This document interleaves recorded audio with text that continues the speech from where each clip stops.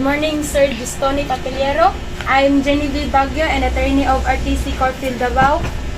Under the Diploma of Agricultural and Biosystem Engineering Technology, first, I would like to thank you for giving this opportunity to conduct this interview. Before jumping to our main question, may I ask some of your personal background? May I know from which school did you graduate, what year, and what course did you take? Nag-graduate ko sa Corfield Davao or RTC Community Davao. And sa akong course nga gitake is Diploma in Agricultural and Biosystem Engineering Technology. Nag-graduate ko atong December 2022. First question. How do you define agricultural and biosystem engineering? How important is agricultural and biosystem engineering to food security today and sustainable development today? Pag-define sa agricultural and biosystem engineering technology, abin ako sa una is more on tanong-tanong lang daw. So, expect ako ko nga tanong lang. So, napadi ay na naglow like mga mathematics, so problem solving, pero mag-main yun sa pag-produce sa agricultural production and environmental food na mga aspects. Importante kayo ang agricultural and biosystem engineering. It comes to food security kay dili ta kakaon o walay agricultural na related na mga produkto, and then isa po na sa global nga panginahanglan sa ato dili lang kay kita kapit po ang katibutan. So importante jud kayo ang pagdumala sa agriculture. Based on your experience, what are the challenges you have encountered today related to your field of work? Base sa akong trabaho karon, wala ko na experience na related sa akong course kay nagtrabaho ko as boiler operator sa Mundinisin Corporation, and ako na lang ikuan na-experience ako before as agricultural student. Naka-experience pag may nga kanang pagtanom og saging, gamay pa kayo, mabago pa pagtubo niya. Toto, nagbaha man siya. So, natabunan tong mga saging na among gitanong niya. Wala siya katubo kay siyempre nagbaha gud. Toto mo na experience nga lisod jud kayo basta kanang climate change na ang more concern yung tamang po magian siya mga kalamitan. How do you describe the status of food security and sustainable development in the Philippines today? Sa pagkakaroon na-experience na yun nato nga mahal na kayo ang panaliton, and then nagkagamay na po ang agricultural sector kay ang mga farmers ato karon is pagka-idaran na niya walay mosunod na mga batanon na gusto mag-agriculture, mo nang nagkagamay atong food production sa agriculture, mo nang nagkamahal.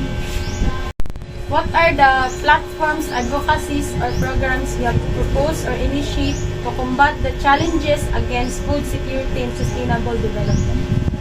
Sa pagkakaroon, ako ang wala pa ko advocacy related na, pero ang government noon like PhilMec, DA, na sila yung mga ipapropose sa mga farmer, makatag sila mga equipment para sa like sa rice field, and then gina-outreach nila, gina-training nila tong mga farmer sa paggamit ng mga machines. So kana palang daan mo na ang mga ginahimo sa gobyerno nato aron na mapadako pa gyud ang ato ang production sa agriculture. What do you think are the Filipino youth's responsibility to food security and sustainable development? So as a batanon kay siyempre dapat makabalukod ka o tanom sa kanang like inato lang gud sa balay, and then pero naman tayo ginatawag na urban gardening kay na may uban na kanang limited lang ang space like ngayon ani nag-board, so dapat natin na may mga hanging garden mga na ginatawag. So dapat makabalukod ang mga batanon na aside sa dili magsayang ang pagkaon, appreciate po ang mga farmers na to na kung saan kahagok na sa farming, especially nga bulag kayo sila sa adlaw, bulag init, mga ilang gina sa buhay. Good evening, Atelian. I'm Angelito Bulaso, a trainee of RTC Corfield, Davao, under the Diploma of Agricultural and Biosystem Engineering Technology. First, I would like to thank you for giving this opportunity to conduct this interview. Before jumping our main question, may I ask some of your personal background? May I know from which school did you graduate and what year and what course did you take? I graduated at RTC Corfield, Davao, and I took the Agricultural Biosystems Engineering na diploma. How do you define agriculture and biosystem engineering? How important agricultural and biosystem engineering to food security today and sustainable development today? For me, Agricultural Biosystems Engineering is wide kay maksakop niya halos tanan na diploma dira sa RTC niagi mi sa HVAC, which is kanang air conditioning, tapos agi pud mi sa electrical ug sa civil kay magamit na to pud siya sa structures, halimbawa magparindog tag poultry ingan. Based on your experience, what are the challenges you have encountered today related to your field of work? For me, murag isud jud siya karon para sa kuha kay ang trabaho man gud nako karon kay murag medyo layo siya sa gikuha nako na course sa pag-eskwela dira. Pero naapod siya medyo duol lang kay nagagamit og machines para sa mixer. Wala na kanang nalisdan lang ko kay murag layo-layo lang siya sa ako ikuha dito na dito. How do you describe the status of food security and sustainable development in the Philippines today? Karon ang Philippines manggod kay murag gamay lang ang murag nagakulang sila sa foods karon ba kay kana lagi sa low cost sa mga sa mga crops. Wala kayo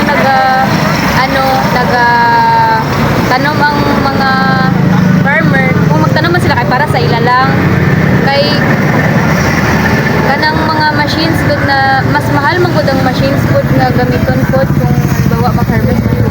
What are the platforms, advocacies, or programs you have proposed or initiated to combat the challenges against food security and sustainable development? Bali ako ang advocacy siguro kanang mag-conduct siguro og seminar sa mga barangay. What do you think are the Filipino youth's responsibility to food security and sustainable development? Siguro ang responsibility sa mga youth karon kay kanang magtuon sila, bahalag magtanom ra sila gulay good, bahalag i-consume lang nila para sa ilahang balay. Thank you for the time and effort to help me come here.